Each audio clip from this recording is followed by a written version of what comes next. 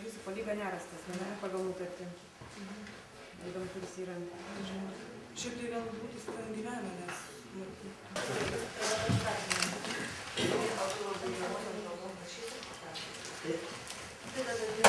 Neišės prašyti.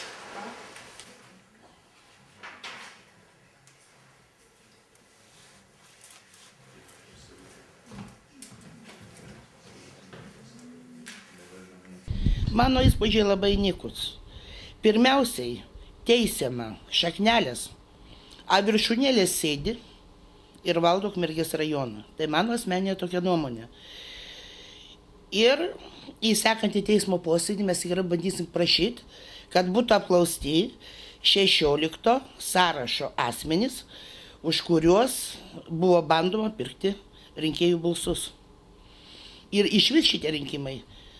Tai per visą Respubliką turbūt pirmi tokie rinkimai, kada buvo viešai perkama. Nors šią skaitą žmonės gavo po 5 litus, kada ėjome į Europos Sąjungą ir gavom ženkliukus. Jie stovėjo eilės Maksimuose, kaip prisimenu, prie pigaus alaus ir miltelių. Tai čia nors žmonės pinigais pasinaudojo ten, pigiau prekę nusipirko. Lietuvos Respublikoje, matyt, taip jau įprasta yra. Jūsų prašymų buvo į teismo posėdį iškviesti rinkimų apylinkės atstovai. Pakomentuok.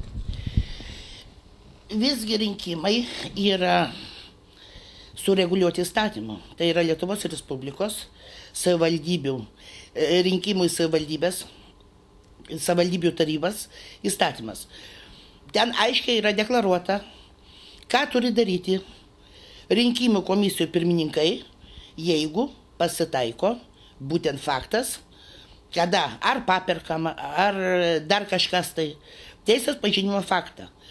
Dabar Ukmergės rinkiminės apylinkės pirmininkė, jinai turi gavus raštelį, kad su tokia ir tokia mašina ateina pas ją sargas ir sako, pirmininkė, va perkami balsai, va tokia ir tokia mašina. Jai paduoda raštelį. Su mašinos numeriu, spalva nurodoma ir valstybinis numeris. Ir netgi parodoma šitie vyrai, kurie prie tos mašinos yra, jinai per langą pasižiūri. Jinai skambina į apygardos rinkiminę šitą... Misijos pirmininko Žydžiui, taip? Informuoja apie tą faktą, kad įtariama, jo gali būti papirkinėjama rinkėjų balsai. Ir šiandien per teismą, žinokit, yra negražu, kada meluojama viešai. Pirmiausia, byla iškelta pagal Ukmergės rinkimų šitos, kuri buvo verslo ir technologijų mokyklos sargo, skambutį policijai. Yra aiškiai prašyta, paskambino toks ir toks, pranešė, kad gali būti nustatyti faktai, jog yra papirkinėjama rinkėjai.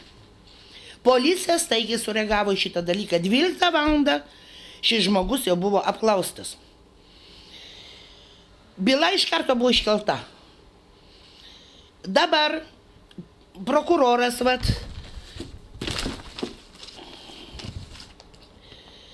savo pavedime apie pradėtą ikiteisminį tyrimą nurodo, kad paskambino Raimondas Mikolauskas, kuris dirba verslo ir technologijų mokykloje sargu ir pranešė, jo girdėjo, kad gali būti paperkami rinkėjų balsai.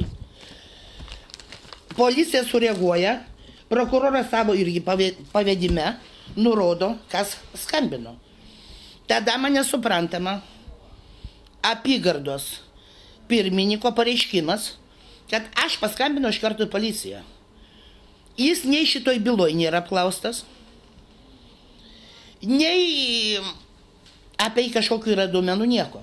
Tai jeigu jis būtų paskambinęs, policija tikrai būtų sureagavus. Jis būtų iš karto apklaustas kaip liudytojų. O dabar šitoj byloj visai nefigūruoja. Jis dar viešai meluoja, kad jis skambino. Kada byloj duomenys yra, kad mokyklos sargas paskambino. Plus, šių komisijų visų nariai gauna atlyginimą iš mokesčių mokėtojų pinigėlių. Taip. Jie turi atsakomybę. Yra straipsnis šiame įstatyme, kur rinkimų į savivaldybės tarybos įstatymas, kaip tai turi būti forminta, kaip tai turi būti atlikta ir ką jie turi daryti. Toliau man dar, žinant tokį faktą, nėra sustabdoma ir jisai ramiai pasirašo po rinkimų rezultatais, kuriuos siunčia į Vilnių. Paklausęs, ar pranešė į centrinę komisiją Vilniui, taip, aš paskambinau koordinatoriui. Nu, nežinau, žinokit, jeigu komisijų nariai šitaip reaguoja į visą šitą, tai vadinasi, galima per tos rinkimus daryti, ką tik nori. Ką tik nori gali daryti. Nes jie nežino savo pareigų, jie nežino, ką jie gali, jie nežino savo galių, jie tvirtina sąrašus. Ir ramių veidų tvirtina sąrašus. Tai apie ką daugiau kalbėti? Žino apygardinis pirmininkas, kad yra galimi papirkimai, o sargas praneša ir pagal sargo pranešimą policija staigiai iškelia bylą. Ar ne juokinga? Toliau mano nuomonė, šitoj byloj visgi turėjo būti apklausta 16 sąrašo asmenys, už kurios buvo nurodoma balsuoti.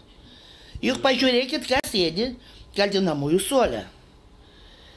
Visi trys, nei vienas nėra tarybos narys, nei vienas nebandė eiti į sąrašus, tai negi jie savo pinigėlius leido iš idėjos ir mokėjo kažkam po 5 ar 10 litrų butelį pirko į savo pinigų. Tai galima buvo pasiklausyti ir įsiaiškinti, kas finansavo, kas užsakovas buvo. O dabar užsakovas yra, organizatorius yra jūsų ginamasis, pakol kas laikomas, įtariamuoju. Pakol kas taip laikomas įtariamuoju, tai mano ginamasis.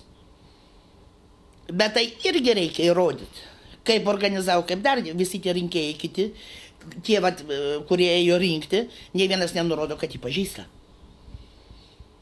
Ir plus dar neaišku, ką visi šitą kaltinamieji duos parodymus patys. Po visų liūtų apklausų, tai neaišku, ką jie pasakys ir kokia tai versija bus ir kaip bus tai visą aiškinimą.